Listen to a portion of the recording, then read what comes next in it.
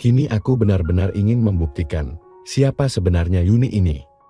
Dia memang teman sangkatan denganku, tapi aku belum tahu banyak mengenai kepribadiannya. Seandainya aku menjadi milikmu, aku akan merasa bangga sekaligus bahagia, meskipun tidak menikah secara sah, ucap Yuni padaku sambil memegang tanganku dan meremasnya dengan lembut. Saat itu, aku mengenakan kimono yang terbuat dari bahan handuk berwarna biru muda. Kenapa merasa bangga dan bahagia, meskipun cuma aku jadikan simpanan? Tanyaku sambil merayapkan tanganku. Aku mau jujur ya, ucapnya sambil menatap langit-langit kamarku. Sebenarnya sejak kita masih sama-sama kuliah, aku sudah punya perasaan suka padamu Haris, ucapnya lagi. Oh iya, cetusku pada saat tanganku mulai menyentuh daerah yang begitu istimewa di Yuni itu. Iya, tapi kamu kan seperti yang tidak mau didekati cewek. Mungkin karena sudah punya calon istri itu ya, ucapnya. Terus, tanyaku, tetapi Yuni malah memejamkan matanya sambil berkata, Haris, kalau seperti ini, aku jadi penguin, sahutnya. Iya, sabar ya, karena kamu masih asli, maka harus benar-benar siap dulu. Biar tidak terasa demikian, bisikku seraya aku membuka penutup hidangan makan malam untukku itu. Aku berpikir sesaat, kemudian turun dari bed dan mengambil lotion dari atas meja kerjaku dan kembali lagi ke arah Yuni. Buat apa lotion itu Haris? Tanya Yuni sambil membuka semua yang menutupi hidanganku. Buat itu Lan, agar lebih mudah, sahutku sambil menyemprotkan lotion itu. Kamu sepertinya pengalaman banget Haris, ucap Yuni sambil tersenyum. Kamu, kalau sedang tersenyum, kelihatan cantiknya. Kenapa sih kamu jarang sekali tersenyum? Tanyaku. Gak tahu Haris, sejak dulu aku terbiasa serius, jadi nyaris gak ada yang bisa membuatku tersenyum, apalagi ketawa. Tapi untuk Haris, akan aku usahakan sering tersenyum deh, sahutnya sambil tersenyum manis, manis sekali senyum Yuni itu. Nah, kalau begitu kan kelihatan sekali cantiknya, ucapku yang aku lanjutkan dengan menyemprotkan lotion sebanyak mungkin. Dalam tempo singkat, aku yakin bahwa Yuni sudah siap untuk acara yang sedari, jadi kami berdua tunggu-tunggu itu. Lalu aku pun mengumpulkan tenaga dengan menarik nafas panjang beberapa kali. Dan akhirnya, sedikit demi sedikit, mulai berhasil. Yang disambut Yuni dengan senyuman dan sebuah bisikan. Kalau saja Haris tahu, sudah lama aku memimpikan hal ini sama kamu Haris, bisiknya yang aku tidak menjawabnya, karena aku tengah berkonsentrasi penuh. Awalnya aku bergerak perlahan, karena agak sulit, tapi lama-lama, Yuni itu menyesuaikan diri dengan ukuranku, sehingga aku pun mulai semakin lancar dalam demikian itu. Haris, obsesiku kini telah menjadi kenyataan, sungguh luar biasa indahnya Haris, sekarang jiwa dan ragaku sudah menjadi milikmu Haris, ucap Yuni yang sepertinya merasa begitu bahagia saat itu. Aku tidak memberikan jawaban dengan ucapan, tetapi dengan perlakuan yang begitu penuh perasaan, sehingga Yuni semakin terbang angan-angannya.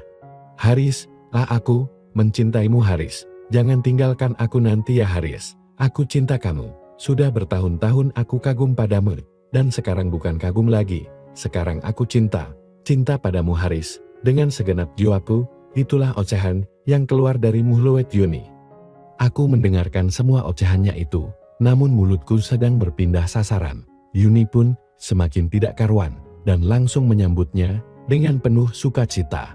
Diam-diam aku mulai membanding-bandingkan Yuni dengan perempuan-perempuan lain yang pernah bersamaku. Dan aku yakin bahwa Yuni ini yang paling magnus di antara semua perempuan yang pernah denganku, sehingga aku merasa harus menyayanginya dan harus mempertimbangkan ke depannya kelak. Bukan hanya sekedar persinggahan semata. Dan pada waktu aku sedang gencar-gencarnya, aku meliriknya sampai terlepas. Maaf ya, ucapku pura-pura tak sengaja, padahal aku ingin menyelidiki sesuatu itu. Ternyata ada tanda stempel merah itu, yang menandakan bahwa Yuni benar-benar masih asli 1000%. Ya, setelah menyaksikan hal itu, perasaanku jadi semakin luluh. Aku harus menghormati ketulusannya yang dengan rela menyerahkannya padaku, hanya karena sejak lama dia mengagumiku. Lalu aku memutuskan bahwa Yuni yang berwajah cantik, tapi jarang tersenyum ini, tak boleh disia-siakan. Kemudian aku pun melanjutkannya. Kamu benar-benar masih asli ya, ucapku sambil merapatkan TV-ku. Ya iyalah, pacaran saja aku belum pernah, mana bisa hilang, sahut Yuni. Ini juga, kalau bukan karena Haris, tak akan aku serahkan, lanjutnya. Memangnya, aku sebegitu istimewanya bagimu sayang, tanyaku. Sangat penting, karena baru sekali ini, aku merasakan yang namanya cinta. Jadi, Haris adalah cinta pertamaku, semoga jadi cinta terakhir juga, ucap Yuni dilanjutkan dengan suara-suara pujian yang syahdu, karena aku sudah melanjutkan pekerjaan itu dengan penuh semangat dan perasaan. Haris, makin lama makin indah saja ya, mungkin inilah yang disebut surga dunia itu, Haris sayang, ucap Yuni. Ya, kita memang sedang berada di surga dunia sayang, sahutku tanpa menghentikan gerakanku. Benarkah Haris sayang padaku? Bisik Yuni. Aku harus menyayangi dan melindungi wanita yang telah menyerahkannya padaku, bisikku. Aku bahagia sekali mendengarnya Haris, ucap Yuni disusul dengan sebuah perbuatan sebagai wujud rasa bahagianya itu padaku. Aku sebenarnya bisa saja memperpanjang waktuku, tapi aku tak mau membuat Yuni demikian, karena dia baru sekali ini merasakannya. Karena itu, ketika Yuni ada tanda-tanda akan sampai di puncak Semeru itu, aku pun semakin mempercepatnya dengan tujuan agar aku juga bisa sampai berbarengan dengan Yuni. Maka pada suatu saat, ketika Yuni mendapatkannya, aku pun berhasil juga dengan sempurna. Sehingga kami berdua seperti kerasukan saja, saling membalas dengan nafas yang sama-sama tertahan. Lalu, kami berdua sama-sama terdiam dalam kebahagiaan untuk beberapa saat. Ketika malam semakin larut, Yuni merengek ingin mengulangnya sekali lagi. Aku pun mengabulkannya, karena saat itu, keinginanku juga memang sudah timbul lagi. Tapi dalam kesempatan kedua itu, waktuku lumayan panjang, sehingga Yuni lebih dari 2 kali mendapat kejutan itu. Setelah dia tampak demikian, barulah aku berhasil memperolehnya juga. Setelah bersih-bersih di demikian, kami pun tertidur nyenyak. Esoknya aku bangun kesiangan. Ketika aku terbangun, aku tertegun melihat Yuni sudah berubah 180 derajat. Memang dia masih mengenakan baju kaos dan celan nuah pendek yang serba biru muda, baju dan celan nuah yang dikenakannya waktu TGR semalam, tapi wajahnya sudah bermake up, meski cuma make up tipis. Bahkan dia pun sudah memakai lipstik, juga cuma polesan tipis. Dan yang membuatku senang, dia menyambutku dengan senyum manisnya, manis sekali. Nah, kalau sedang tersenyum begitu, kamu cantik sekali Yun, pujiku sambil membiarkannya memberikan tanda kasih sayangnya di sepasang TV-ku. Sebenarnya, aku ini anak broken home sejak ibuku meninggal dunia, pada waktu usiaku baru 10 tahun, kemudian ayahku menikah lagi dengan seorang gadis, yang usianya hanya lebih tua 6 tahun dariku. Mungkin sejak saat itulah, aku sangat jarang tersenyum, kata Yuni sambil menunduk. Berarti sekarang, ibu tirimu baru berusia 30 tahun, tanggapku. Iya, sahutnya. Apakah ibu tirimu galak? Tanyaku. Galak sih enggak, dia baik kok, bahkan terkadang, dia lebih baik daripada papaku. Tapi sebaik-baiknya ibu tiri, tentu takkan sebaik ibu kandung. Ya, minimal aku tidak bisa merasakan lagi pelukan hangat seorang ibu, sahutnya sedih. Lalu Yuni menceritakan pengalaman masa lalunya, bahwa ketika pulang dari sekolah, dia ikut ke rumah temannya. Begitu temannya tiba di rumah, temannya disambut dengan pelukan dan ciuman ibunya. Sering Yuni melihat temannya diperlakukan seperti itu oleh ibunya, sementara Yuni sendiri. Yuni tidak pernah dimarahi, apalagi dipukul oleh ibu tirinya, tapi Yuni tidak pernah dipeluk dan diciumi, seperti perlakuan ibu kandung terhadap teman Yuni itu. Padahal waktu ibu kandungnya masih hidup, Yuni selalu disambut dengan pelukan dan ciuman sayang juga, seperti temannya itu. Itulah sebabnya Yuni menganggap, sebaik-baiknya ibu tiri, takkan sebaik ibu kandung. Selain daripada itu, ada hal yang tidak disukai oleh Yuni. Pada waktu ibunya masih hidup, ayah Yuni selalu dominan sebagai pemimpin di rumahnya. Tapi setelah ibunya meninggal dan ayahnya menikah lagi, keadaan menjadi sebaliknya. Ibu tirinya yang kelihatan berkuasa di rumahnya. Dalam hal apapun ayahnya selalu mengalah, dan apapun yang dikehendaki oleh ibu tirinya selalu dikabulkan oleh ayah Yuni. Semua itu diamati oleh Yuni sejak kecil, sampai dewes. Mungkin hal itulah yang membuatku jarang tersenyum, apalagi ketawa, ucap Yuni di akhir penuturannya. Tapi sejak saat ini, aku akan berusaha berubah, karena aku sudah jadi milikmu Haris.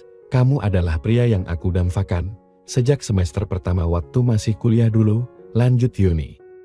Apakah kamu merasa bahagia setelah menjadi milikku sekarang? Tanyaku sambil menarik pinggang Yuni.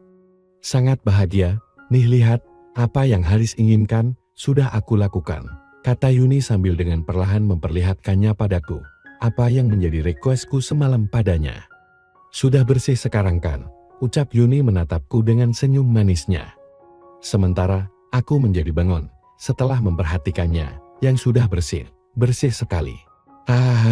Aku tergelak-gelak ketawa sambil mendekatinya, lalu menaruhnya ke atas bed.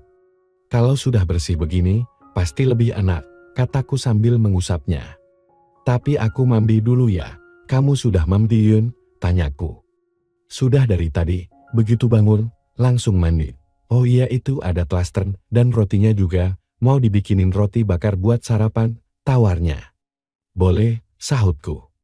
Tapi yang terpenting harus ada kopi, kopi hitam saja, jangan pakai apa-apa lagi, pintaku. Gula sih pakai kali ya, tanya Yuni. Jangan, aku senang kopi pahit sayang, jelasku. Bahagianya hatiku kalau sudah dipanggil sayang sama kamu Haris, ucap Yuni memejamkan matanya, sambil mengelus-elus telapak tanganku. Ya sudah, aku mau mandi dulu ya, ucapku sambil turun dari bed. Iya, aku mau nyiapkan sarapan buat pangeranku, sahut Yuni sambil turun dari bed juga, sementara aku langsung masuk ke dalam kamar mandi. Pada waktu sedang mandi, aku memikirkan masalah Yuni itu. Sebenarnya dia sudah memenuhi kriteriaku untuk menjadi calon istriku. Terlebih lagi kalau aku mengingat pepatah, carilah pasangan yang mencintaimu, jangan hanya sekedar yang kamu cintai. Dan aku percaya bahwa Yuni sangat mencintaiku. Tapi aku tak mau terburu-buru. Aku belum tahu karakter dia yang sebenarnya. Latar belakang keluarganya pun harus aku selidiki dahulu lebih jauh. Karena sekalinya aku melangkah maju, pantang untuk surut lagi ke belakang. Selesai mandi dan berpakaian, aku duduk di atas sofa ruang keluarga. Karena roti bakar keju dan secangkir kopi panas sudah dihidangkan di situ. Tak lama kemudian, Yuni pun muncul dan duduk merapat ke samping kiriku dengan senyum manisnya lagi. Mungkin dia sedang melatih untuk tersenyum terus, manakala berdekatan denganku. Lalu dia merapatkan TV kanannya ke TV kiriku, sambil berkata setengah berbisik. Abis sarapan, kita olahraga lagi ya, bisiknya. Olahraga apa? Pengen mendaki puncak lagi seperti semalam itu, tanyaku sambil menggelitikinya. Iya, kan ini sudah dibabat habis, harus dicobain dong. Apa bedanya yang sudah bersih dengan yang seperti semalam itu, bisiknya. Aku pun tersenyum dan mengangguk, tanda mengabulkan keinginannya itu. Bekas kemarin sore, sakit nggak? Tanyaku. Nggak, sahut Yuni menggeleng. Hebat, kamu memang bukan wanita yang cengang, ucapku memujinya, lalu aku bangkit sambil membawa Yuni ke dalam kamar. Sesampainya di kamar, aku langsung memberikan jawaban atas apa yang sudah dibersihkannya itu, dan mungkin karena itu pengalaman pertama baginya, tentu saja Yuni dengan cepat, angan-angannya terbang melayang-layang jadinya. Hal itu terlihat dari gerakan dan ucapan-ucapan sayangnya padaku, sambil meremas-remas kain spray yang baru diganti olehnya dengan kain spray bersih pada waktu aku sedang mandi tadi. Semakin lama, Yuni pun mulai mengusap-usap rambutku sambil berkata, Haris, aku beneran melayang ini sayang, aku jadi semakin dalam mencintaimu Haris, ucapnya terputus-putus. Aku semakin bersemangat jadinya, tak berselang lama, Yuni pun memperolehnya, tanpa aku menyempurnakannya. Haris, kok rasanya aku mau dapat, gimana ini Haris, ucap Yuni. Raihlah, jangan ditahan, ucapku. Haris, Yuni bersuara tertahan sambil mengepak-ngepakkan tangannya ke kasur, seperti seekor burung yang patah sayapnya, ingin terbang, tapi tak bisa. Di saat itulah, aku langsung menyempurnakannya, aku memang ingin merasakan suasananya, ketika wanita dalam proses perolahannya itu, dan memang sensasinya itu, tidak bisa diucapkan dengan kata-kata gue. Haris, hatiku sudah menjadi milikmu, tapi bisakah Haris menjadi milikku, ucap Yuni penuh harap. Bisa, tapi aku punya banyak perempuan yang menyangkut dengan bisnisku, sehingga aku harus membagi waktu dengan semuanya, sahutku. Perempuan menyangkut dengan bisnismu, tanya Yuni penasaran. Iya, aku takkan seperti ini kalau tidak ada mereka.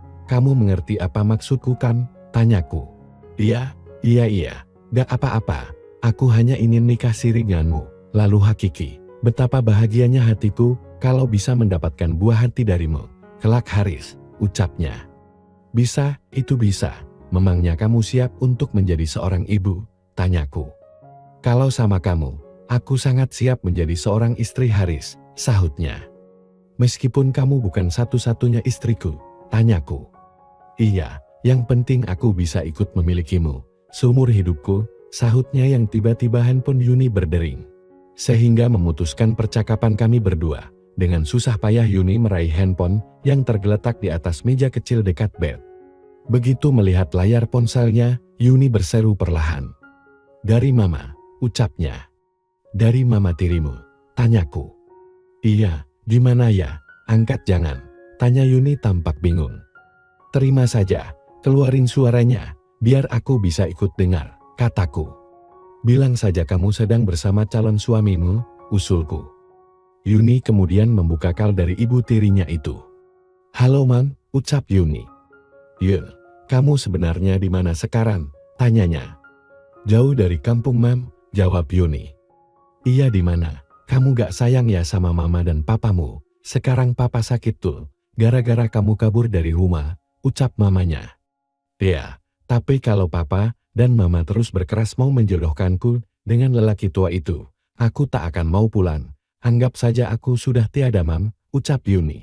Sayang, kamu gak boleh ngomong gitu soal rencana perjodohanmu itu. Biar nanti mama yang desak papa supaya jangan memaksamu. Sekarang katakan dong, di mana kamu berada? Mama akan menyusulmu. Karena mama khawatir takut terjadi apa-apa padamu, ucap mamanya. Aku di rumah calon suamiku Mem, jawab Yuni. Calon suami siapa? Kok tiba-tiba mengaku punya calon suami segala, ucap mamanya. Iya Mam, dia siap untuk menikah denganku, asalkan lewat nikah siri dulu. Karena dia juga sudah dijodohkan oleh orang tuanya, tapi dia inginnya menikah ngantu, ucap Yuni. Kalau mama boleh tahu, siapa calon suamimu itu, apa pekerjaannya, tanyanya. Dia bosku Mam, pemilik perkebunan yang sedang aku garap itu, sahut Yuni. Oh iya, bisa mama ngomong sama dia sekarang, tanya mamanya. Yuni menatapku sambil memberi isyarat, seolah bertanya, apakah aku mau menerima keinginan mama tirinya untuk berbicara denganku. Aku mengangguk sambil menengadahkan telapak tanganku. Yuni meletakkan HP-nya di telapak tanganku. Lalu aku berkata di dekat handphone Yuni. Selamat pagi Bu. Pagi, maaf ya, apa benar yang berbicara ini pemilik perkebunan tempe Yuni bekerja? Tanyanya. Betul, ada yang bisa aku bantu? Tanyaku. Anda kan tadinya teman kuliah Yuni, betul? Tanyanya balik. Betul, sahutku. Bisakah Anda menjawab secara gentleman, di mana sekarang Anda dan Yuni berada? Ucapnya. Di Jogja Bu, sahutku. Bisa aku ke tempat Anda untuk menemui Yuni besok? Tanyanya. Kalau niat Ibu baik, silahkan, kami akan menerima kedatangan Ibu dengan kedua tangan terbuka, ucapku. Tentu saja dengan niat baik, besok aku akan ke Jogja. Bisa Anda dan Yuni menjemput di stasiun kereta api? Tanyanya. Bisa, telepon saja, kalau keretanya sudah dekat Jogja, jawabku. Sepertinya aku sudah bisa menyelesaikan masalah yang dihadapi oleh Yuni, tapi Yuni malah menatap langit-langit kamar sambil berkata, kalau mau jemput ke stasiun, bisa Haris sendiri saja yang jemput. Loh kenapa gitu? Tanyaku heran. Aku takut papa datang, bawa teman-temannya yang biasa mendukung di belakangnya, lalu aku dibawa pulang dengan paksa. Kalau bisa, aku sih dimunculkan setelah keadaan benar-benar sudah clear saja Haris, pinta Yuni. Kalau mau clear sekali, kamu ngompet di kantorku saja, di ruang kerjaku ada bed dan kamar mandi segala, gimana? Tanyaku. Iya, itu lebih baik. Nanti kalau sudah benar-benar clear, call aku saja, dan aku akan secepatnya ke sini, ucap Yuni. Iya, Nanti bilang saja kamu lagi ada tugas yang harus diselesaikan dulu di luar kota. Terus kasihkan nomor HP-ku ke ibu tirimu. Oh iya, nama ibu tirimu itu siapa? Tanyaku. Ratnya, jawab Yuni. Obrolan serius itu membuat aktivitas kami berdua tertunda. Lalu aku turun dari tempat tidur dengan pikiran masih bercampur aduk. Yuni malahan menyuruh aku sendiri yang menemui mama tirinya yang masih muda itu. Jangan-jangan nanti setelah bertemu denganku, mama tirinya itu malah akan terpesona juga denganku. Ya kita lihat saja besok, gumamku. Bersambung, jangan lupa like dan cek kehadiran di kolom komentar ya. Jangan sungak untuk tulis komentar. Terima kasih. Sampai berjumpa di episode selanjutnya.